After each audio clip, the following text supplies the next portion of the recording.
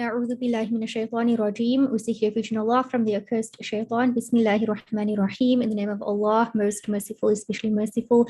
Subhanaka la ilma lana illa ma 'allamtana. Glory be to you, O Allah. There is no knowledge for us except that which you teach us. Allahumma 'allimna ma yanfa'una. O Allah, teach us that which will be beneficial for us. Wazidna ilma, and increase us in knowledge. Urzuqna fahma, and grant us understanding. Ya muqallib al-qulub, O change of hearts. Thabbit qulubana ala dinik.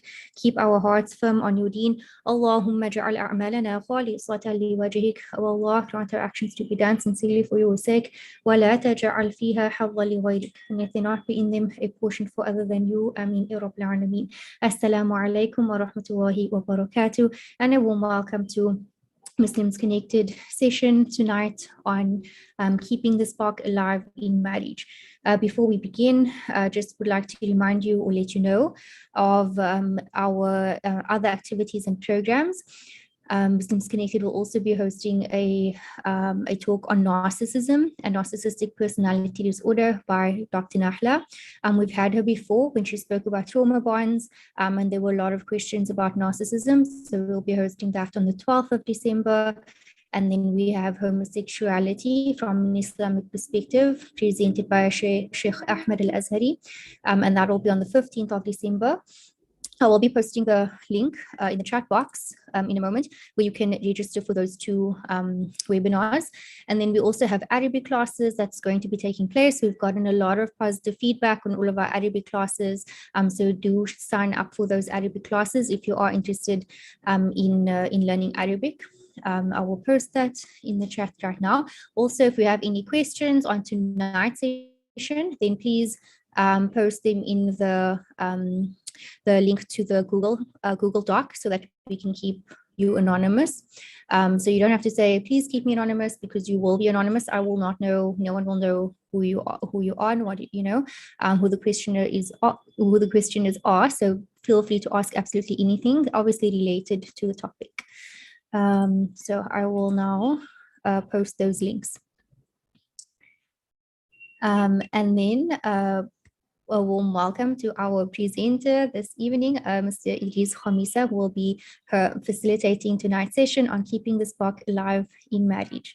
Welcome. Bismillah.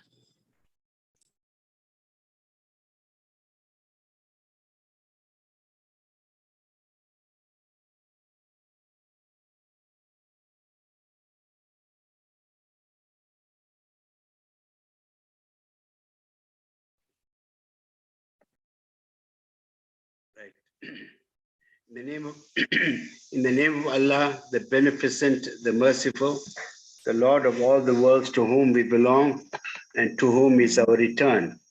May His choicest blessings go to the highest of Allah's creation, our beloved Prophet Sallallahu Alaihi Wasallam, the most generous in companionship, the most gentle in speech, indeed the most eloquent ambassador to humanity at large. Assalamu alaikum wa rahmatullahi wa barakatuh. I thought with a topic like this, you'll have a few thousand people coming here. But anyway, this is a point, you see. Some people erroneously believe that they have no issues and they are indeed the best lovers in the world. And so they're not attending. So inshallah, I pray anyway. I hope they are. I hope they are. So I want to begin by sharing in my introduction the reality today. The reality today is a reality in which many a couple are not satisfied with the intimacy. Many a couple have issues, and many of them find it very, very difficult to raise those issues. In fact, that is especially true of our sisters. Now, the bottom line is this: you got to ask yourself, how important is it in marriage? How important is keeping the spark alive? How important? It is exceptionally important. Because if you do not look out, what will often happen that you'll get so used to each other, you'll take each other for granted, and in fact, you will not respond to the real needs of your partner.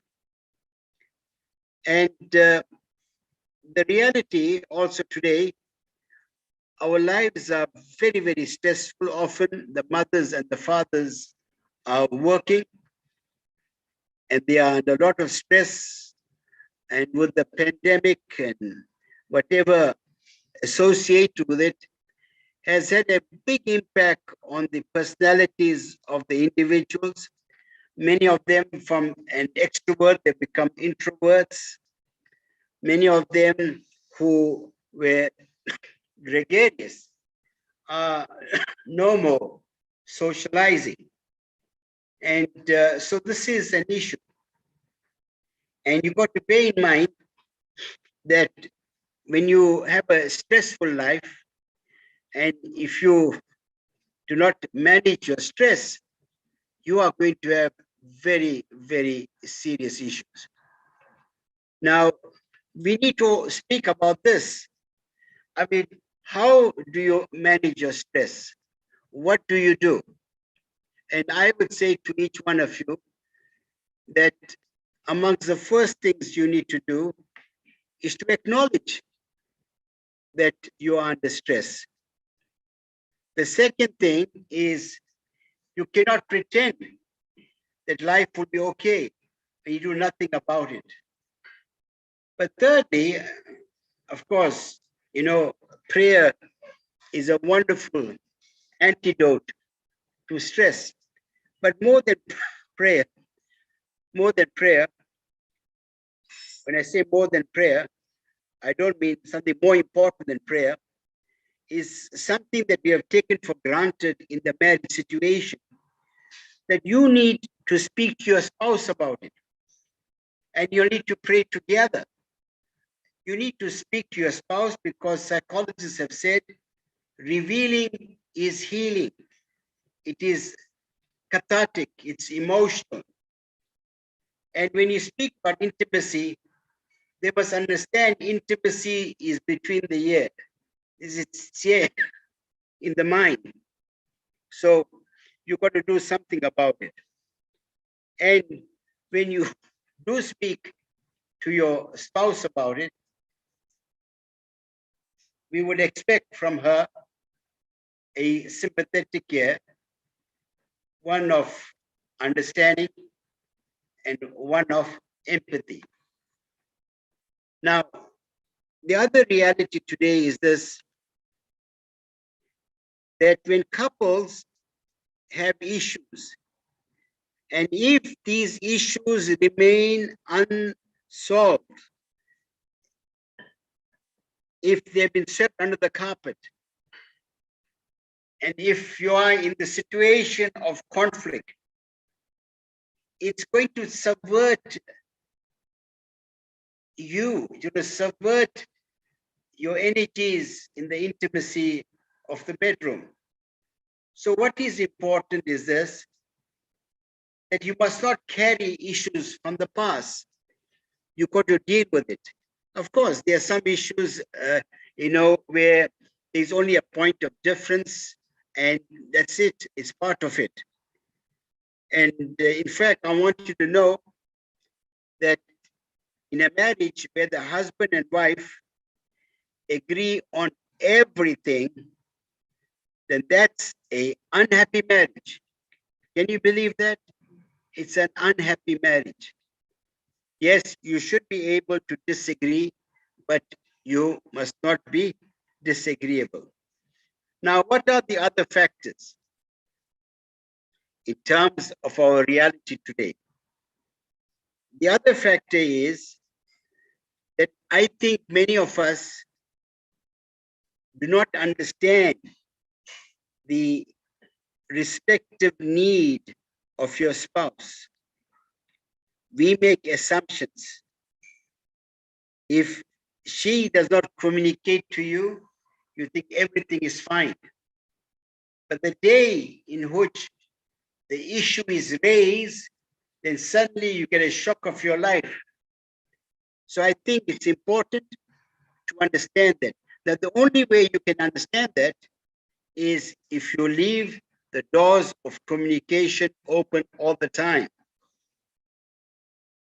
So the second part I want to speak about is the issue of having an open conversation. You see, they say you rather do a biopsy rather than an autopsy. On a weekly basis, you and your spouse have to speak about things that are positive and things that require attention. Speak about it and make a genuine commitment to do something about it. Make a genuine commitment to resolve the issue. And if you cannot resolve the issue, get a therapist, someone that can help you to resolve that issue. The other important aspect is this, and this is my message, especially to my beloved sisters. Many of our sisters play often a very subservient role in a marriage, to a point in which they are self-effacing, to a point of which they do not regard themselves as an important partner in this marital relationship. And they feel perhaps it is too embarrassing to speak about things. In fact, you should.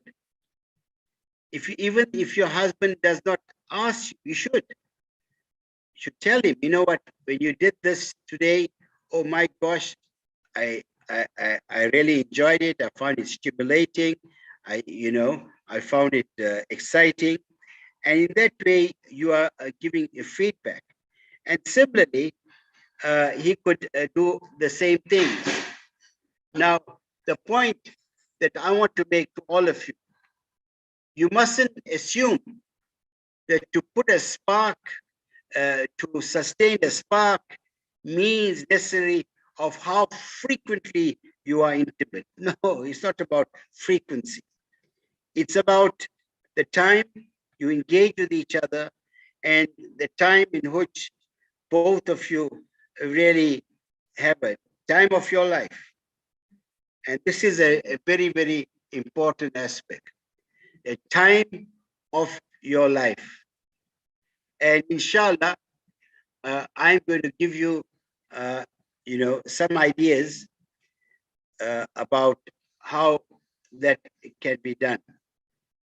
But as I said in my preamble, something I want you to understand, and psychologists have said that if you do not change within 48 hours after a presentation, it's unlikely you're going to change. So you need to make the change. You need to engage. You need to say, today is a day I'm going to speak to my spouse about it. Today is a day in which I would really express my feelings, but do it with sensitivity.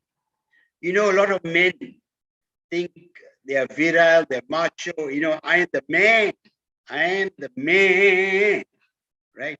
But the point is the reality is often very, very different. So we need to look at that. So what I want to do now is look at what can be done to keep the spark alive. What needs to be done to do that? And in that way, once you do that, inshallah, it's going to be great. Now, you find that there are some people are often very, very selfish. They are selfish because they think, you know what, well, I'm tired, so, I mean, it's an irritation. right? So this can be very, very problematic, right? Now, you got to also understand that relationships are something that needs to be spoken about. And everyone involved in the relationship, they all want to know what is the secret recipe to make the love last. And what is important is this, that whilst every relationship is different,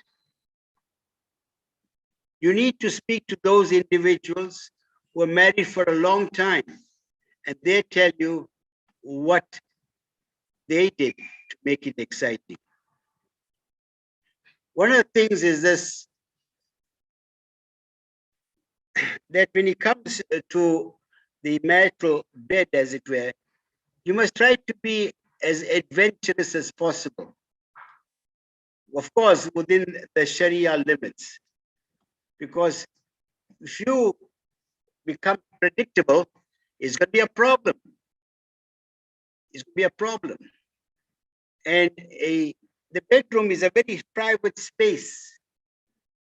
You know, I don't know if many of you, some of you may be too restrained. You got to be like a nut man. You got to say, hey, baby, the man is here. I'm the man, right?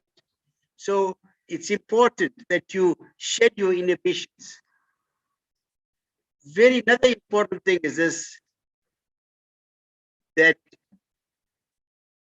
in the issue of your home, in the issue, it's very important that you do not discuss those issues with others, because that can be very, very damaging. It can be very, very problematic. And also, you know, we sometimes say, you know what, oh, my husband tells me I love you, and I tell him I love him back. Now, you need to communicate other emotions. It's important, right? For example, I'm so proud of you. You energize me. When I see you, I really feel motivated. Say other things also. Be creative. Learn that. Be creative. And also, when you want to discuss this sensitive issue about intimacy, discuss it somewhere at a neutral ground, somewhere else, away from the constraints and confines of your home. That is also useful, because then that space will be quite safe. And also, it's important that you are non-judgmental. If your spouse tells you, you know what, recently I have not enjoyed the intimacy, you know, and you can't say, what is wrong with you, man? What's your problem, right? I'm trying so hard, what's your problem, right? The other thing that you need to do, and our Nabi Sallallahu Alaihi Wasallam, you know, I mean, he used to call Bibi Aisha, Aish, Mera. They even had a secret code about I think about a rope, a knot rather, a knot. The knot was a metaphor about how strong the marriage was. And they used to every now and then refer to the knot. I think that's important. So get to know your partner, get to know the love languages of your partner, get to know that, right? And remember that. And then try to respond specifically to that. The other thing that I would recommend is that go out on a date. Take your spouse for supper away from the family. And when you are there, you need to be present. You mustn't be there engaging with your phone. Be present. Be affirming. Be validating, showing appreciation. Also, you must understand that you don't necessarily only have to spend time alone with your spouse. You see, we by nature are gregarious people.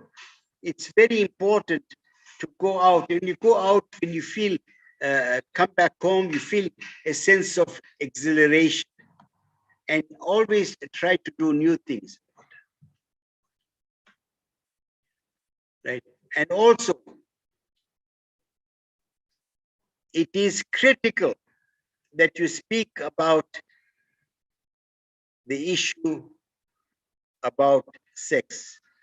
You must speak about it in as many conversations as possible. And the whole thing is this, that once you talk about it, then you are not pretending that that's not an issue, right? And also, you got to also make time for what is important for your spouse. And having done that, make sure the next time is better than this time. Is always looking at your spouse with new eyes.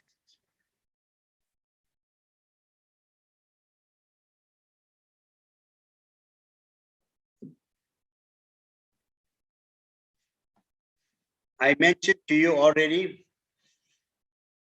if something is bothering you, remember, it's going to impact. It doesn't mean because you are silent that everything is okay. Having a happy partnership, marriage, does not mean pretending everything is rosy all the time. How can, of course, your partner know something you dislike unless you share that with your partner?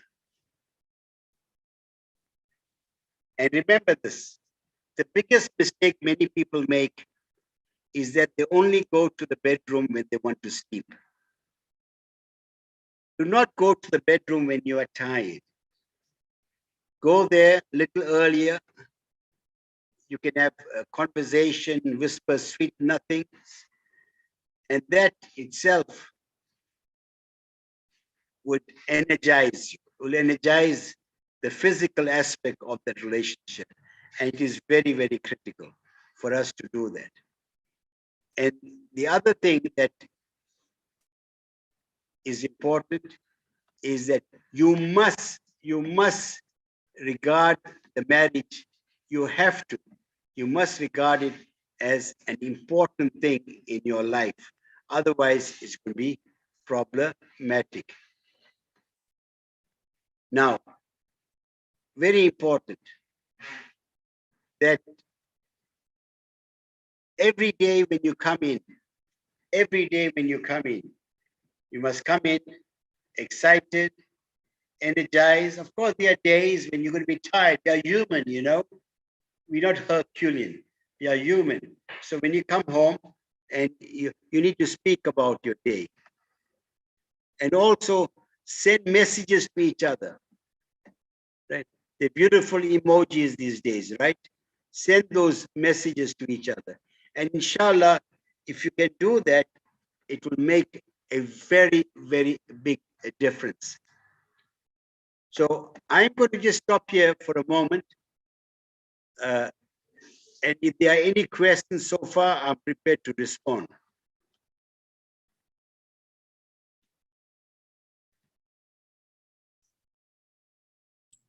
There are some questions. Okay, give me that, please, because I have to mind my voice. My throat is so sore.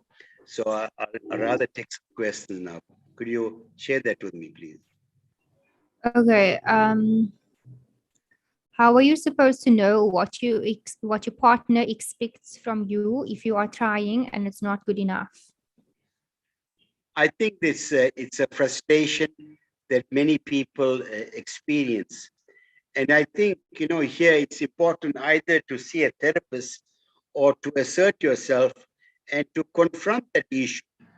And I think it's important because when that happens, it just shows the insensitivity of the individual who does not recognize what you are trying to do. And I think it's important to speak about it, to share it, and to confront the individual about your concern. In fact, I would say to even tell him or her that, you know what, uh, I want to meet with you, especially discuss this particular issue I have with you. Okay, shukran for that. Would you like another question? Yeah, please. Okay. What do you do when only one spouse is committed to making changes, the other is not interested? Yeah, this is a tragedy. This is very, very tragic. And I come across this all the time. And especially, and the person who says, well, there's no need for me to make any change, is a person that requires to make the change. And he's not, and often they are not receptive at all. And marriage is about two people. It's not about one individual. And I think that's it just shows a lack of communication, a lack of sensitivity, a sense of detachment and aloofness, and that's very, very sad. And you must do whatever you can, exert your influence, whatever it takes to get a commitment from that individual.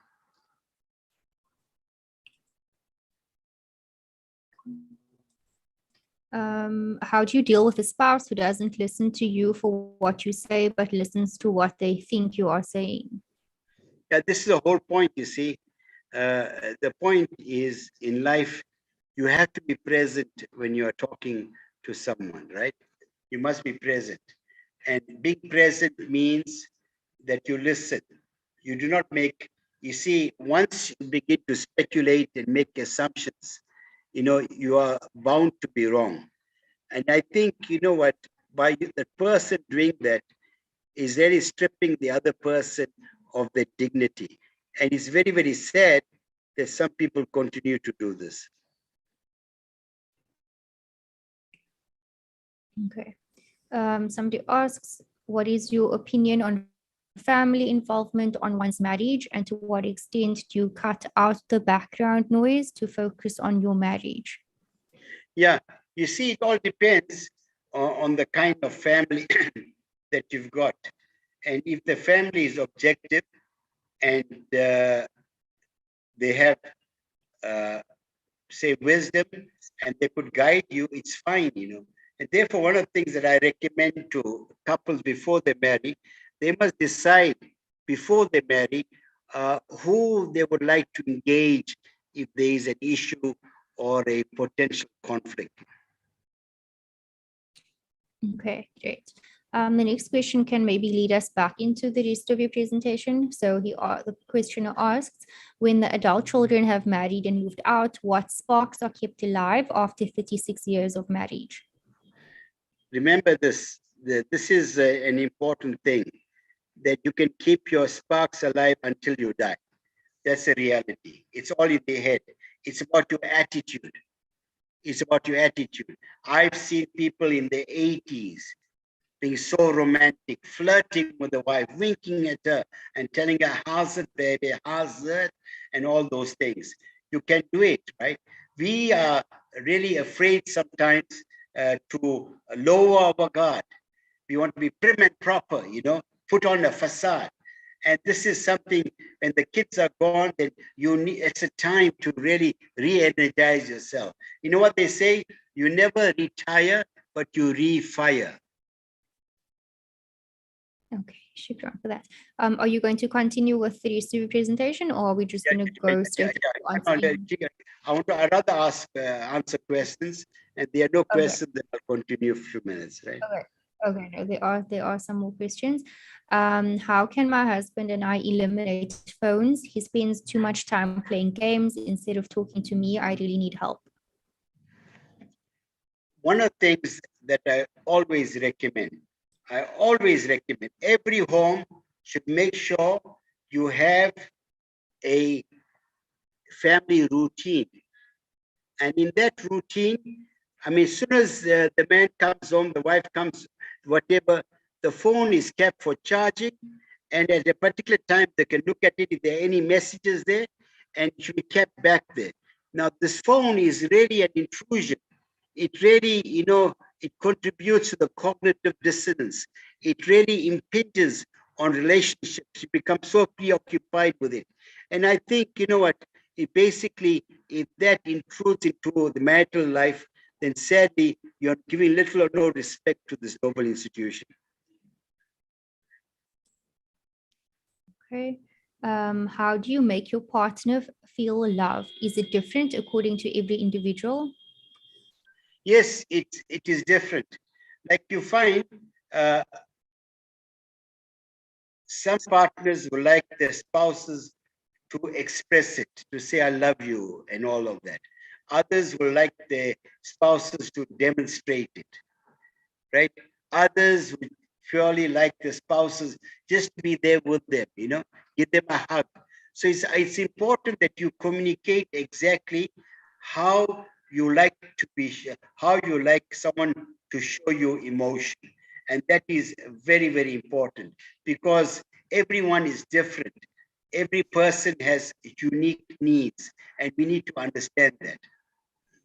Shukran for sharing. If I can just add, there is a book called The 5 Love Languages that Yes. explains, everyone's love language. And I think that would be quite helpful for the person to read and to find out through that what their partner's love language is. There's also a quiz that they can do online. If you just Google search The 5 Love Languages and quiz, you will find that. Also, I mean, the point that we made, we don't even have to go there. We have to look at Nabi Sallallahu Alaihi Wasallam. What kind of husband, the love, how we should love, right? He understood, the uniqueness of each of his spouses. Shukran. Somebody asks, how do you balance marriage after a baby with regards to intimacy and making time for each other? Yes, I think it's important. I think often men feel, marginalized when there's a baby there, right? And I think it must come at a time when the mother, your wife, is comfortable because she's often stressed out and preoccupied. At the same token, she must make time for that. And something that can come to mutual agreement is just about communicating, Shukran. How are you supposed to know what your partner expects from you? Sorry, I think we answered already, sorry. Can a lot of kids put pressure on a marriage, and how do you maintain balance of partner and kids? I guess it's related to the previous one about the baby. Yes, you see, the whole point is this. Once you develop a family routine, right, and you find that a part of the routine is also your me time, where you and your spouse find the time for each other, right? It's managing your time. You cannot, the moment, some homes are so chaotic, as it were, and as a result, you find that parents themselves become so frustrated and it impacts on the marriage.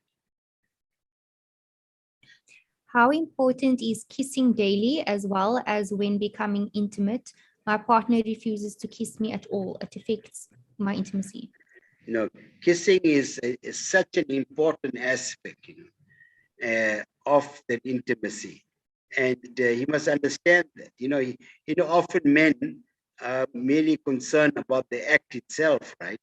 And in terms of foreplay and everything else, and post-play also is something that men are very reluctant to do. And this, if his wife has to tell him, no, darling, I like it when you kiss me, even if you don't like it, man, kiss her, man. What's your problem, man? She likes to be kissed, so kiss her. Shukran. My husband hasn't touched me for more than 2 years. When I speak to him, he ignores me. What do I do? I think you need to find out the underlying reasons for that, because it is unnatural for him to do that, right? There could be some psychological factors, stress and everything else. So I think you need to get a therapist to help them. What do you do when you don't enjoy your husband's sexual tendencies? And just 1 second, again, this thing is moving as I'm reading because of more messages coming up. What do you do when you don't enjoy your husband's sexual tendencies and you have spoken about it and told it? I am forced to lay for hours and I feel that I'm being abused. The next days I would be in pain. I would say stop, but nothing. I hate having sex with my husband under the influence. I really don't want to be intimate with my husband. Yeah, I mean, it's very, very sad. I mean, she's crying out for help. The husband ought to show a lot of sensitivity, because instead of that act itself within the bounds of marriage is so invigorating, yeah, it's creating resentment. I think, the only way perhaps she needs to assert herself and get some kind of intervention, inshallah. How do you deal with a spouse who is sarcastic and arrogant to accept that they don't contribute to the uplifting their marriage and each other? Yes, you know what? Many of them are living in a fool's paradise, right? Sarcasm is the lowest form of wit. And you find that how can they be sarcastic when it comes to your spouse? I mean, we are told that couples are a garment unto each other. You should be a protector, beautifying the person, keeping the person secure. But yeah, you're making the person vulnerable and you're demeaning her. It's unacceptable. That person needs help.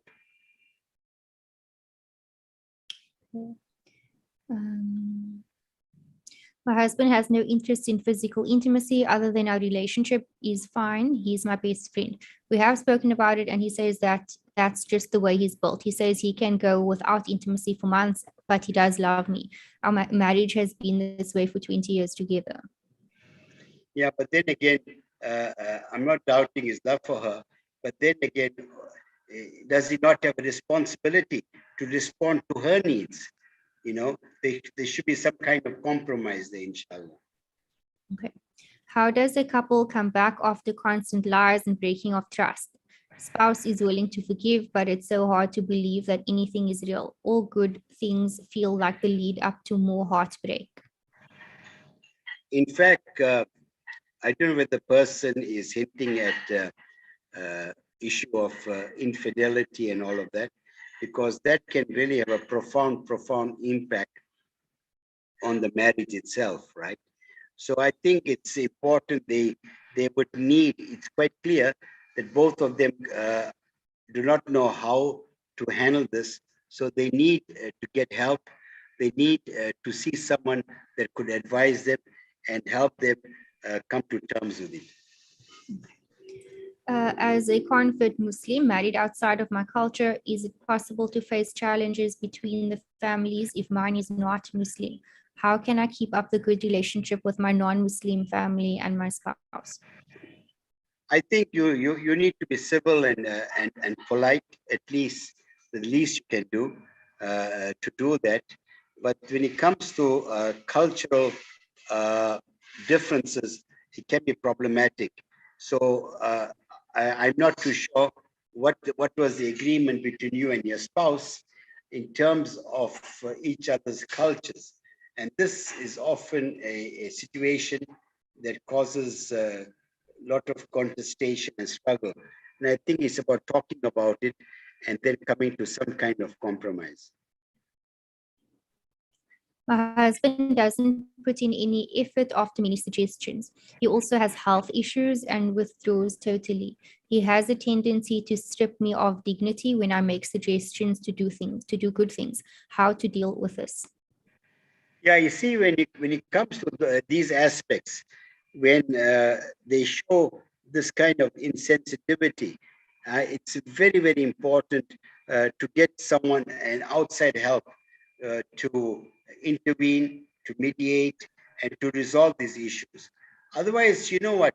Many of them, sadly, would take their partner for granted. And it's sad. It just shows insensitivity. they do not respect the institution of marriage. So that is very problematic. Okay, but any advice on maybe how she can deal with the husband? No, I think she needs to get outside help, really. Okay, great. What do I do if my in-laws influence what do I do if my in-laws influence which continues till today, no matter how much I've communicated and is not addressed, but affects me wanting to be intimate with him daily? So I think she's asking, what does she do if her in-laws like basically influence the marriage? From what I understand, the question is not very clear. Yeah, but one of the four main reasons for divorces is the interference of the in-laws. Now, the in-laws can be very, very problematic, right? So I would recommend very strongly that what they need to do basically is this, that if it affects the wife, then the man must, do something about it. He must raise the issue with his mom and dad, but you're using a lot of wisdom. He mustn't go there and complain that my wife is complaining. He must just say to them, I observed something and I'm very concerned about it, and then come to some kind of resolution. What people must understand, the love you have for your mother is not the same as the love you have for your husband. They're two different kinds of love. Yes, Jannah lies beneath the feet of the mother. There's no doubt about it. But you mustn't make it such that you are forcing your spouse to make a choice also. I'm just extending this question a bit between your wife and your mother. So this, because I find that more and more people, they're very, very immature. It's unbelievable. They allow petty things to affect them. The most effective antidote to the influence of in-laws is to make sure that you and your spouse are very happy together. Why do mostly men think intimacy is only a sexual relationship? How to change this? With life happening and hubby having health issues which affects intimacy in the bedroom. He can't manage for almost a year and doesn't make efforts. Only comes forward when he wants it, but walks away when he is satisfied. Yeah, you see, this is an issue, and I think, and sadly, I'm sure many of those husbands are not part of this program today. That's a sad thing. They're not part of this program, who are often guilty of this. So I think, I would recommend that perhaps I would encourage the scholars to speak about it in the pre-khutbahs or in the khutbah, to talk about it and make people understand that women also have needs, and you got to respond to their needs. And also the most important foundation to any marriage is communication. When we argue or fight and it's his fault, he abandons me and gives me the silent treatment for months. This affects my intimacy when we get back together. So I guess the person's asking for advice. Yeah, I mean, sometimes, when I listen to some of the questions, it's almost with incredulity and disbelief that people would do these things. But this is a reality. Now, such a person who does that is immature, is infantile, and if such a person adopted that approach, then he was not ready for marriage, sadly. My husband doesn't like to sit and discuss anything now. When I'm listening to you talk, he walked away. So I'm guessing she's asking, my husband doesn't like to sit and discuss anything. So I'm guessing she's asking, how can she get him to sit and discuss? Sometimes you try different things, write him a letter,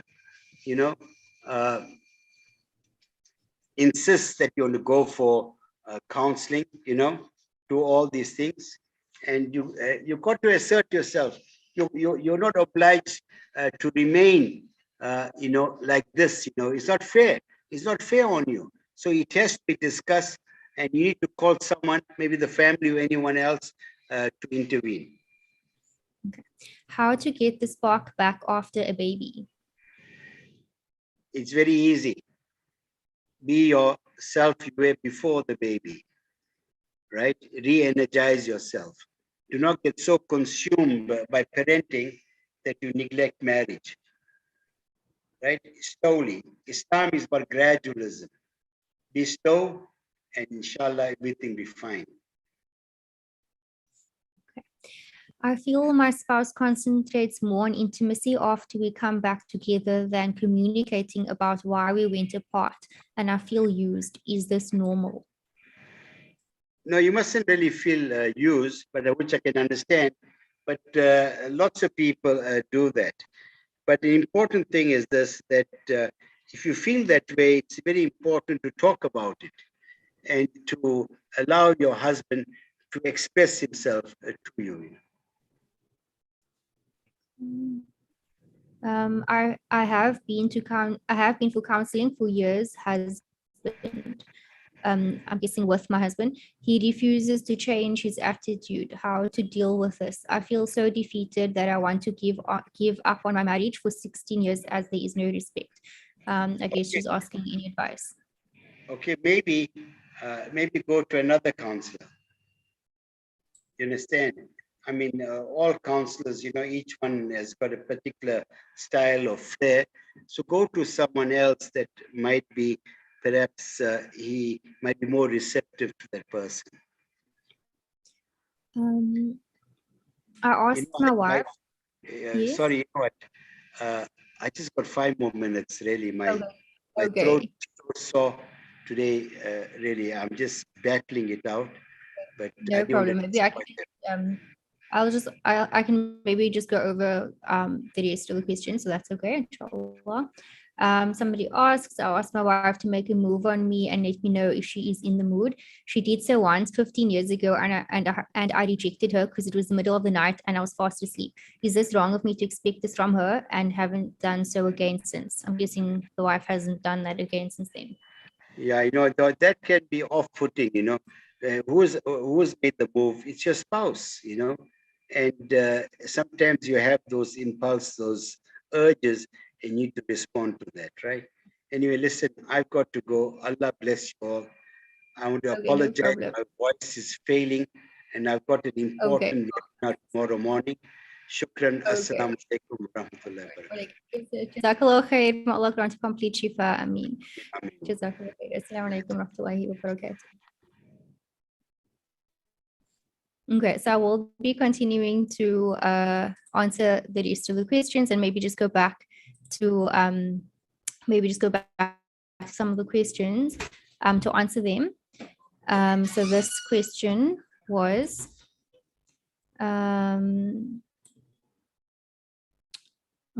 okay, just 1 second. Masood is just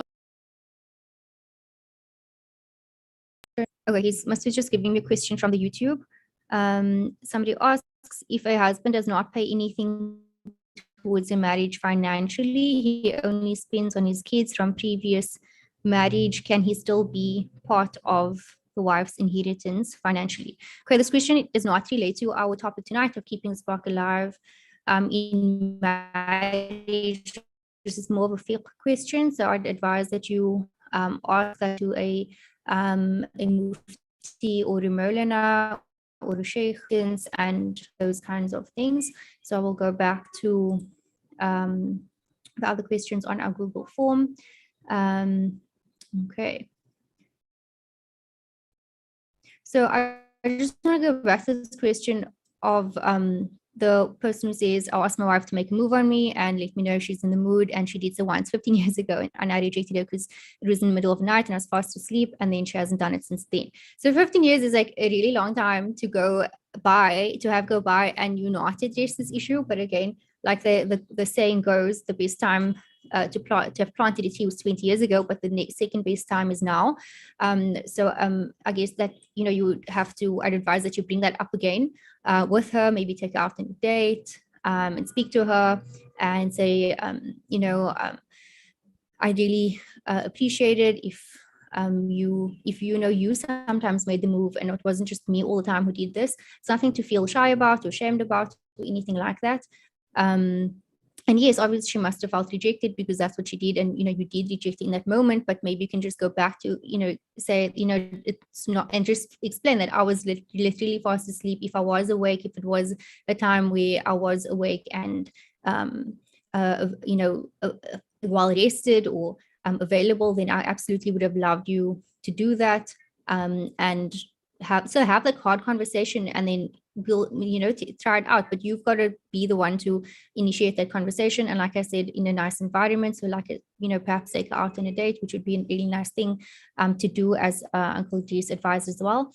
And then you can have that conversation, and I'm sure that she would be more than willing to sometimes make the move on you first, to initiate the sex first. And this is a question that's kind of the opposite. So this person says, I feel like I'm the only one to initiate sex. My husband only has sex with me when he is interested. The rest of the time I'm told that he's tired or has to work, etc. Even if we arrange a time, he does not keep to it. I feel very devalued, and I've stopped asking. When he's done, whether or not I'm finished. I have communicated my needs, but he will get angry and say that if we're arguing, why would he be in the mood to please me? This leads to more frustration. So that definitely needs a conversation to be had, because this is like one of the most important parts of your marriage, that physical intimacy, and again, that needs to be discussed in, ideally, if he's willing to go for couples counseling with you, then do that, and you can address that issue in the couples counseling. He does sound like, that it's very it's very, I don't know, it's really not a nice thing of him that he just cares about himself. Like, it just sounds quite self-centered. And remember Islamically as well, that you as a wife, you have a right, you have sexual rights over your husband as well. You do have a right to be sexually pleased by him. So in essence, he's not fulfilling his right Islamically to you. I'm not sure if he's aware of that or not. So he perhaps needs to be made aware of that right that he has over you. So it is important for us to revisit or to learn, if we're not aware of what are our rights and responsibilities as husbands and wives in marriage. And part of that are our sexual rights and sexual responsibilities of both partners. So again, maybe if he's made aware of the fact that he's actually not just displeasing you, but actually not fulfilling one of his responsibilities as a husband, and that has repercussions for his hereafter, for his akhirah, for his questioning and standing in front of Allah subhanahu wa ta'ala in terms of fulfilling his role as a husband. If he's made aware of that, and perhaps if he's fearing, if he's conscious of Allah, somebody who is conscious of Allah subhanahu wa ta'ala, then perhaps that will motivate him to make the effort to please you. So I hope that helps. Somebody asks, how do you be honest but not hurt your spouse when it comes to communicating? This is a really lovely question. So thank you for asking this. I think that a lot of the time, like some of these questions that were asked, maybe sometimes people feel awkward about it. Like the couple that has this issue and hasn't spoken to each other about it for like 15 years, like that's a really long time. So maybe that person feels really awkward about it, or feels like they don't want to hurt their partner's feeling, or something like that. And I myself as a wife can say that there have been times where I have been honest with my husband and it has hurt his feelings in that moment, but afterwards it's led to so much greater benefit. So in that moment I was just honest about like exactly how I was feeling, and there was just no way around him not feeling hurt about the particular issue, and then but like I said, afterwards it led to so much better, so much greater in terms of me getting what I wanted, him understanding what I needed, and then alhamdulillah, like it worked out that way. So like Uncle Idris did say, you do have to be sensitive about the way that you speak to your spouse, especially about all of these sensitive issues. Don't just say, don't be harsh. Don't just say, you're doing this wrong, or I don't want to be with you, I don't want to touch you, or like, well, I don't want to be touched by you. Like, you don't use like harsh words, like just be very kind and very gentle about it. Think about it, choose your words. I would advise maybe writing out what you want to say first. So you'd first write out like, what is the issue and what is it that you want to say? First, just not caring about how the other person would feel, and then you can reword it afterwards into a way that is not disrespectful and not going to be hurtful to the other person. So I think that would be really helpful. Please try that out, and I hope that it works for you. Moving on to the next question. I feel humiliated. My husband really wants intimacy. I've spoken to him, but it does not change. Now I feel when he approaches me, it's duty, not desire. So again, this kind of touches back on the previous question that I answered about. I think that a lot of men don't know, maybe they're not made aware when they get married, that Islamically women also have sexual rights over their husband, that they also are, it's their responsibility to also sexually satisfy you. And it is one of the valid grounds for divorce, for leaving your husband. As a woman, if your husband is not sexually satisfying you, you do have the right to ask for a divorce based on those grounds, because Islam acknowledges and knows what an important what the importance of physical intimacy, of sexual intimacy for the woman just as much as it is for the husband. So maybe if he's made aware of those rights that he has, that you have over him sexually, and again, like I said previously, him satisfying you sexually is not just for your sake, but also for the sake of Allah subhanahu wa ta'ala. And if he is a person who's conscious of Allah subhanahu wa ta'ala and has any fear or any sort of consciousness of the fact that we're going to stand in front of Allah subhanahu wa ta'ala one day and be accountable and answerable to him, maybe that would, if he doesn't want to do it for your sake, then at least do it for the sake of Allah subhanahu wa ta'ala. That's what I'm saying first and foremost. But in the same breath, he should be wanting to please you out of love for you. And a lot of these things are things that can be discussed in couples counseling, and it just seems that unfortunately, a lot of the time, men don't want to go for couples counseling. So if that's the case, then you need some sort of intervention. So you need a third party, somebody who he really respects. It could be a Maulana or a Sheikh or a Mufti or somebody, some elder in the community that he would respect and wouldn't want to look bad in front of, because maybe if it's a counselor, he wouldn't really care that much. But if it's like somebody who he sees every day, at the masjid, for example, or something like that, and wouldn't want to look like a bad husband in front of, and would actually respect and care about, like maybe that would be helpful. So do try that. So first start with general couples counseling, and if that's not an option, then do try an elder or think of somebody else. Okay, so somebody says, my husband looks at semi-dressed or naked women on TV. This affects my intimacy towards him. I have discussed it with him, and he replies with, one second, and he replies with something that makes me feel like it's normal to do this. So this again goes back to our relationship with Allah subhanahu wa ta'ala. So there is quite a close connection between our spirituality and our sexual intimacy. And I know it sounds like those seem like things that are quite like completely different topics, but they're actually not. So again, in this case, if this person was conscious of Allah subhanahu wa ta'ala, that's what would keep them from doing that. That's what would keep them from looking at, same-dressed or naked women on TV. I can understand that, as a woman, that would make you feel, you would feel devalued, or you would feel, I'm not as thin or as beautiful as those women on TV. Like, how am I supposed to feel? And I'm the one who's physically there. I'm his wife. So just, if that is the way that you're feeling, then just remember that your worth doesn't come from the way anybody sees you, but rather how you see your own self and the value of who you are in front of Allah subhanahu wa ta'ala, and that you are valued and you are beautiful the way that you are, and you don't need him to make you feel beautiful, to make you feel a certain way. But back to him, like, obviously that is a problem. I'm not saying you are the problem, like he is obviously doing something that is haram, that is not permissible. And if he was conscious of Allah subhanahu wa ta'ala, like I said, he would not be doing that.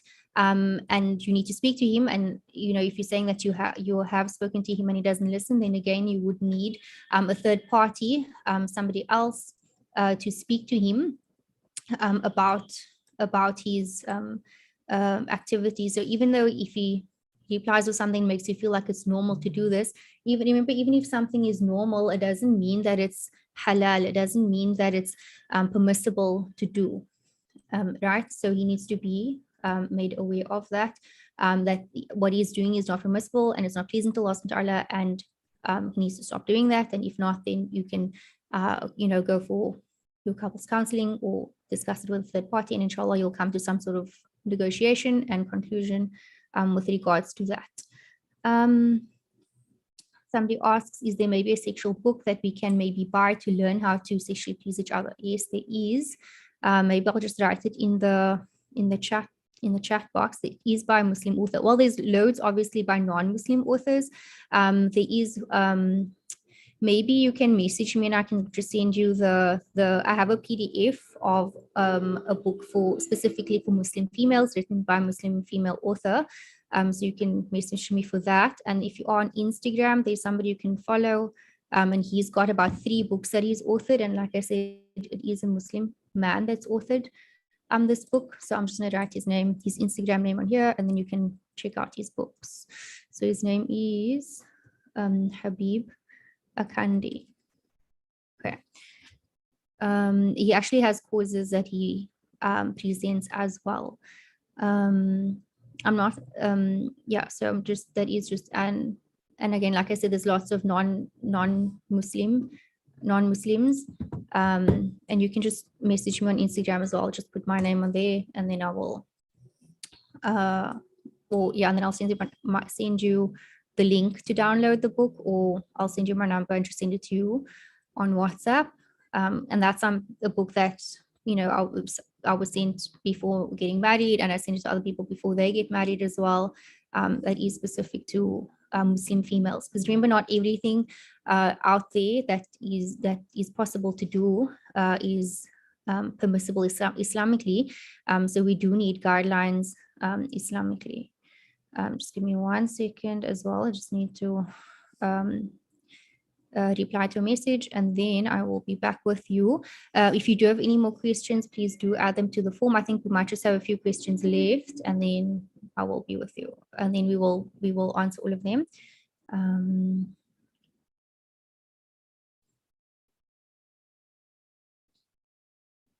Somebody raised their hand earlier. Just remember that we're not allowing people to ask over the mic. So please, you do need to ask via the form.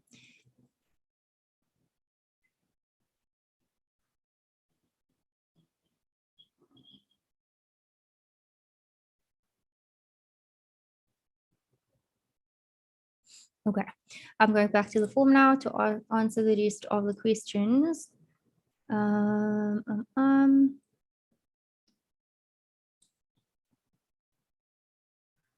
Okay, this is a long question. For years, husband only sees to his pleasure regarding intimacy, then stays away for weeks. I feel so resentful and become so disheartened that I don't want him near me. He also doesn't respect me, speaks well to others, especially other women, but snubs me, can never speak properly with respect to me, yet I sacrifice daily for him to have well-being, his health, kids, daily life. He never allowed me to progress in my personal capacity, always kept me back. Yet I go on every day with no respect from him. I respect his family and really go out of my way more for them than my own family. Been for counseling for many years, no change. I really want to run away some days. I stay for the kids' well-being. Okay, so firstly, do not stay for the kids' well-being. A lot of times people think that they are staying for the kids, but it's actually more detrimental to your children than anything else, because you're teaching them how to be treated as a wife. If that's the way that you want your kids to know that they should be treated as a wife or as a spouse, then by all means stay. But if that's not the way that you would want your children to be treated by their spouses, if that's not the way that you think that a wife should be treated, then do not stay in this marriage. Man does sound narcissistic or has traits of narcissism. So I really would highly recommend that you attend our next webinar on narcissism by Dr. Nahla, who is a psychiatrist in training, and she will be covering narcissism and what all that entails. But this man definitely sounds like he is a narcissist or has traits of narcissism, and he clearly does not care about you. One way to, you need to assert yourself, you need to assert your self-worth, and work on yourself. What I would say is to stop doing what you're doing, to stop people pleasing, to stop trying to please him, stop trying to please his family and go out of his way for them. Like, just stop doing all of that. Like, just take it as, okay, you know what, I'm doing a social experiment, and just stop doing all of that, and you will see the change. And I can like almost guarantee you that you will see that, because once you stop running after him and stop doing those things, and then only he can see what the value of you, or what you were actually doing all the time. If you don't make his breakfast anymore, if you don't do the things that you're doing, then he's only going to start noticing and start realizing, what you were actually doing. If he senses that you don't need him and that you actually are fine without him, that's when he's going to start wanting you. And unfortunately, that's just the reality of the way those type of people work. So the more you're running after him, the more you're doing stuff for him, the less he wants you. The more you're going to stop doing those things and become independent, and show him that you don't need him, the more he's going to want you. Okay, let's go on to the next question.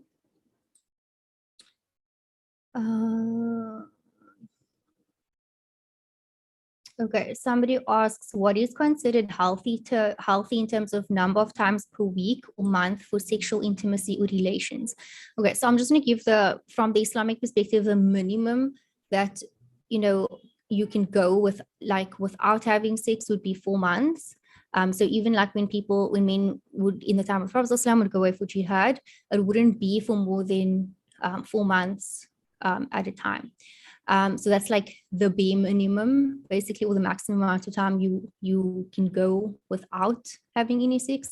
So like with people that are saying like, oh, they haven't had sex in like years, that's very problematic, like even Islamically speaking.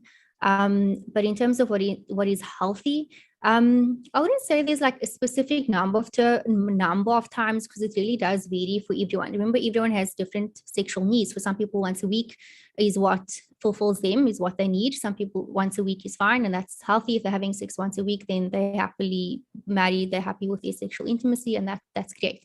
For others, it's maybe more than that, maybe 2 to 3 times a week.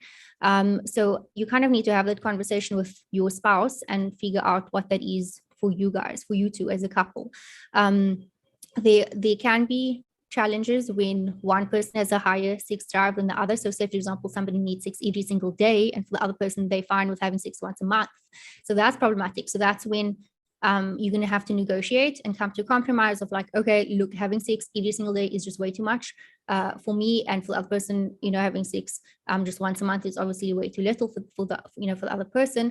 So you then have to come to a compromise to, for example, maybe then you decide on once a week. Okay, that's just an example. So you kind of need to have the conversation, but I don't want to give a number of like, okay, this is the number that is healthy, because it differs from couple to couple. But so I hope that is helpful. Somebody asks, I want to be with my husband, but I feel it's just his duty. I want to feel desired, not be solely it's his Islamic duty. So then you have to express yourself to him and be like, and like I said, I think there's this warped idea that sex is the husband's right. And we forget, or we don't, either we're not made aware and we don't know, or we forget that sex is also the right of the wife. And maybe men need to be made aware of that. And women have sexual feelings as well. And maybe men, I don't know if they're not aware, maybe some men aren't aware of that. But back to your question in particular. So you need to make your husband aware that I want to feel desired. I want to feel that you want me specifically.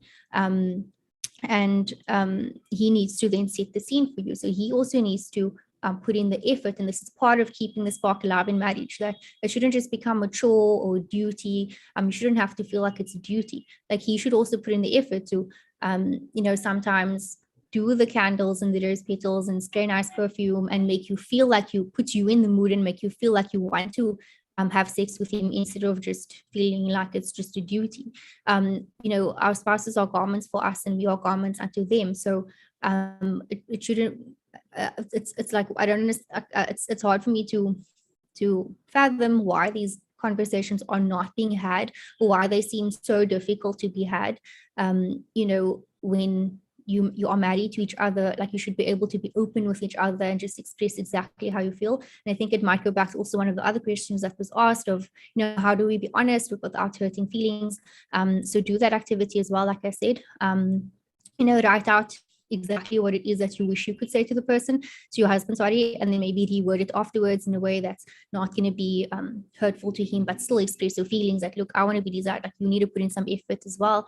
Word that in a way that is going to be, that he'll get the message, basically, that he needs to put in effort to make you feel desired.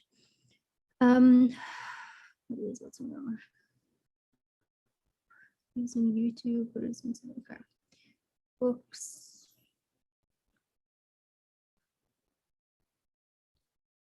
Somebody's asking about how to contact me for the narcissism workshop.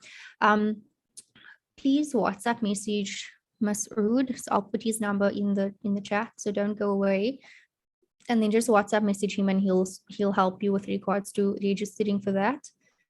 I'm just seeing if there are any other questions that I did not answer yet. Okay, so somebody asks, how does one fix a marriage where a spouse suffers from postpartum depression and anxiety? So obviously that depression and anxiety would heavily affect the marriage. I'm sure absolutely affect the physical intimacy and all of that. So it is important that your wife, because obviously it would be the wife that has the postpartum depression and anxiety because she's the one who's just given birth, she does need to get help. Okay, it is a mental illness, and there's no shame in that. It's just an illness, just like diabetes is a physical illness. Postpartum depression is a mental illness that does affect many women after giving birth. And that does need to be treated. There is hope, there is help out there. Okay, there is support out there. And so you as a husband, if you are the one asking the question, you need to support your wife through this period that she's going through the postpartum depression and anxiety. It's not going to last forever. It is going to come to an end, and she can heal from it. So this is the time when you obviously need to take step up in terms of being there and being more supportive. Remember, in marriage, yes, everyone, each party should both be there for each other, but obviously in times when one of the spouses is ill or going through a challenge or difficulty, the other one has to then step up and be there even more so, and then obviously vice versa as well when the other person needs it. But back to the postpartum depression and anxiety, it's not something that's just going to go away on its own or should just be left alone. It needs to be treated. It is a mental illness, and there is help available out there. So please look for the help that is available out there. Support groups, look out for support groups, look for mom and baby groups as well, where they can do activities and she can meet other moms, and babies can do, baby basically have mom friends for that social interaction as well. So yes, there are ways to read up about it as well. There is so much online. There are so many vlogs of people who've spoken about them going through this postpartum depression and how they got through it. So maybe she can watch those videos. If you're the one asking, go and look out those vlogs on YouTube and watch videos on how people got through it. How badly does social media affect marriage? Let's see that. How badly does social media impact marriages? I'm sorry for the loud noise outside. I live in Cairo on a main road and there is constant traffic, so please ignore the sound. How badly does social media impact marriages? I'm struggling to get my husband to understand the negative impact it plays in our marriage and how depressing it can make one feel. Social media can definitely have a negative impact on marriage, especially when it comes to comparing your life to other people's lives. So there are a lot of those couple bloggers and couple vloggers and, those relationship that where people post everything online, and then you think that, oh, those people, they've got such romantic love lives, and why don't I have that with my husband? No, firstly, that social media is not real. It is exactly that. It's media. It's a facade.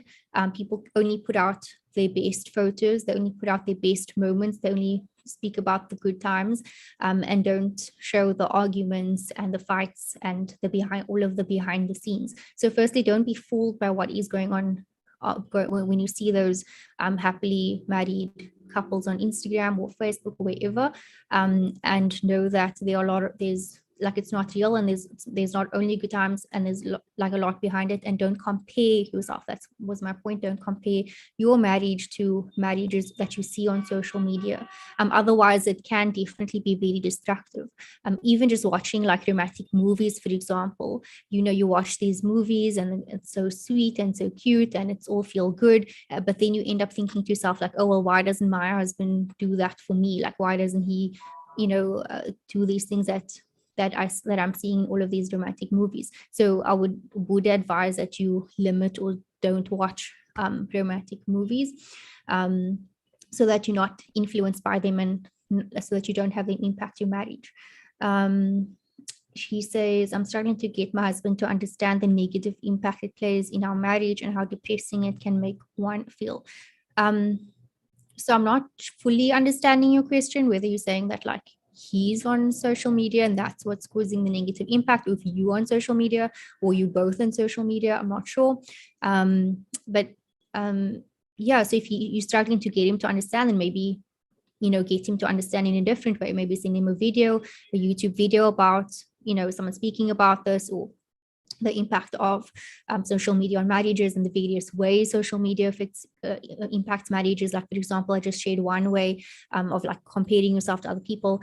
Social media can also be a way where affairs start, because people can now see each other online, easily slide into DMs and send messages and those sort of things. So that also negatively impacts marriages in that way. And again, there are various other ways that social media can impact marriages. The important part is getting him, from what I understand from your question, is getting him to understand. So if you're not able to make him understand, send him videos, or get somebody else to speak to him, either friend, family friend, his friend, a trusted community elder, or religious leader. Okay.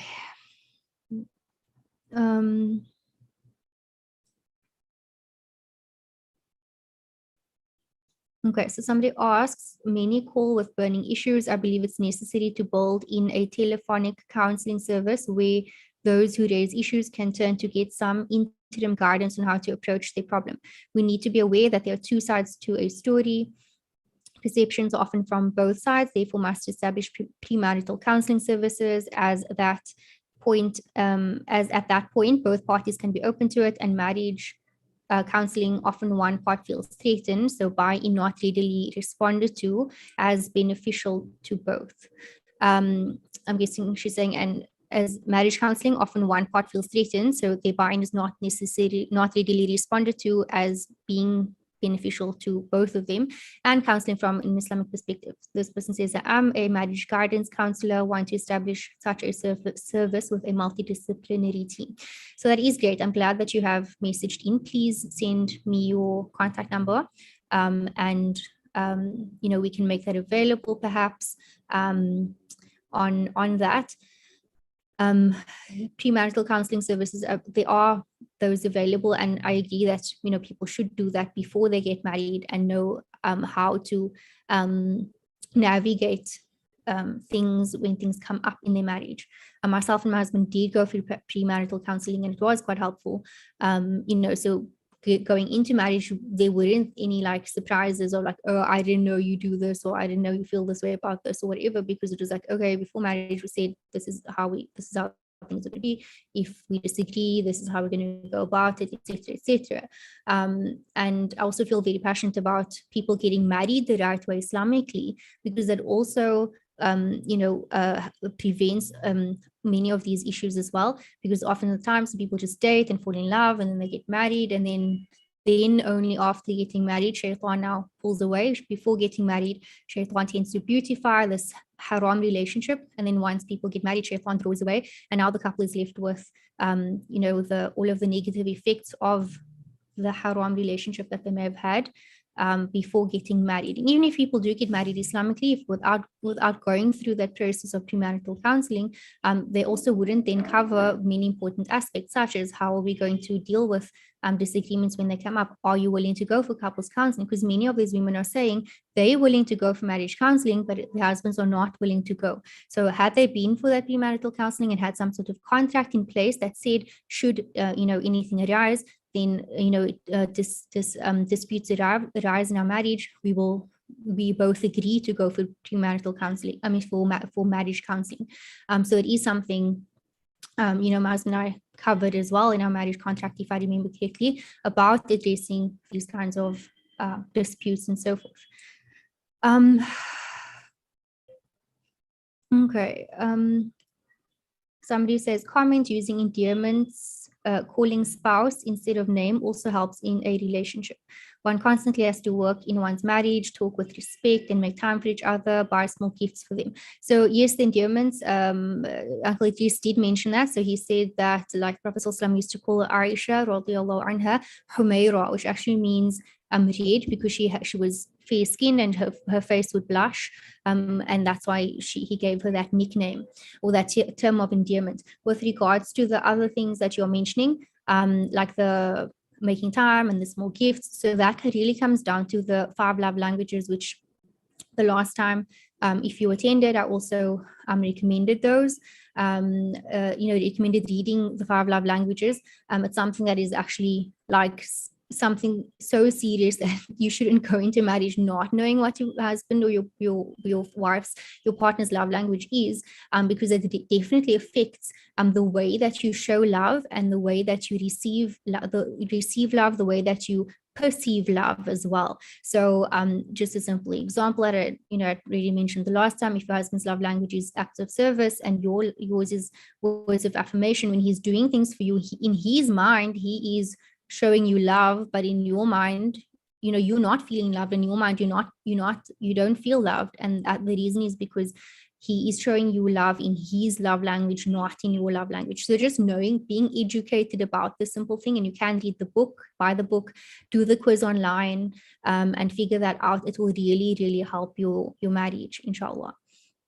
And again, it is something that I did with my husband before we got married. It was, made him do the quiz, he made him send me the quiz results. I sent him my quiz results. So it was, like I said before, going into marriage, it was like, okay, I know this is your love language. This is what I need to do to make you feel loved. You know what you need to do to make me feel loved. And alhamdulillah, it really, really works out amazingly, alhamdulillah.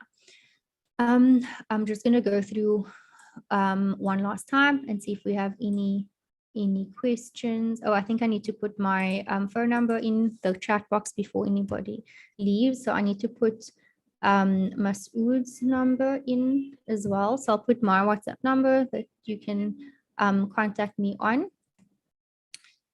for the book, the PDF of the book, if anybody wants it, or if you just want to ask anything else. And then I need to put in Masood's number, who is for any admin questions that anybody has with regards to next session, inshallah. Okay, there we go. So the first one is my number and the second one is Masood's number. Please note these are only WhatsApp numbers, so you cannot phone to those numbers or SMS. Okay, so let me just go through again and see if there were any other questions.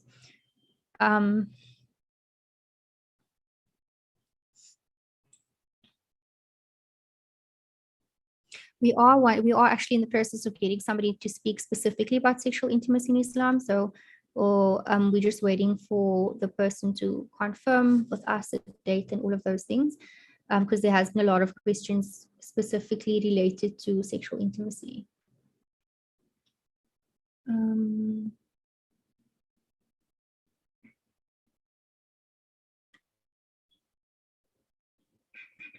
Sorry for holding you up. If you need to leave, by all means, please leave. This is being recorded. You can always come back to the recording. I think I have answered all of the questions. Somebody says, please email me the book. Can you rather message me and I will send that to you.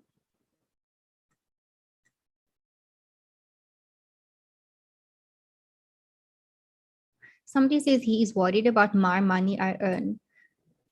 I don't know if this is linked to a previous question or not, but maybe just to touch on that as well. So yes, it would have been ideal if before getting married that you spoke about that, like, you know, does your husband feel that, you know, how does he feel about you working? Is he okay with you working and earning your own money? Does he not want you to work? Does he just want you to stay at home and be a housewife? Like, those are things that need to be discussed, and they can affect your marriage, and that could lead to, if there are disagreements, that can lead to intimacy issues as well. So, because a lot of the time, these intimacy issues don't stem purely from sexual intimacy or lack thereof. Those issues stem from other things that then influence the bedroom. So the bedroom is often, what happens in the bedroom is often a reflection of the relationship outside of the bedroom.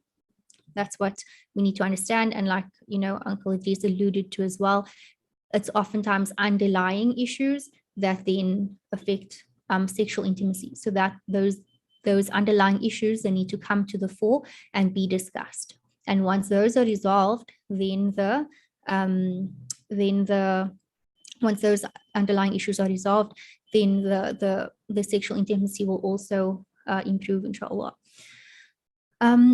Somebody asks me to please say my WhatsApp number out loud because they are watching via the YouTube link. Okay, that's fine. I don't have access to the YouTube right now, so I'll just say that out loud for you.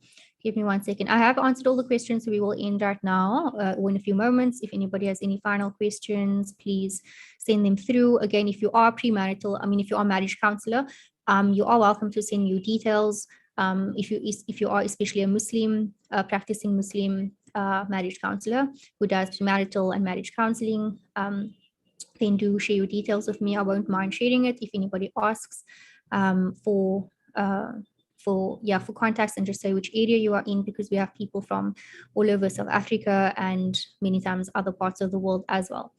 Okay, so my WhatsApp number +20 155 086 1104. So I'll just say that again, +20 155 086 1104. Okay, so you can just message me and ask me for the link to the PDF that I mentioned that is freely available, and then I posted in the Zoom chat about the books that you can get from an Islamic author. Otherwise, there are obviously loads and loads of books written on, you know, on sex and sexual intimacy by non-Muslim authors. You would just have to be Islamically knowledgeable to be able to navigate them and know what is permissible and what is not permissible, and take the good or take what is permissible and leave what is not permissible.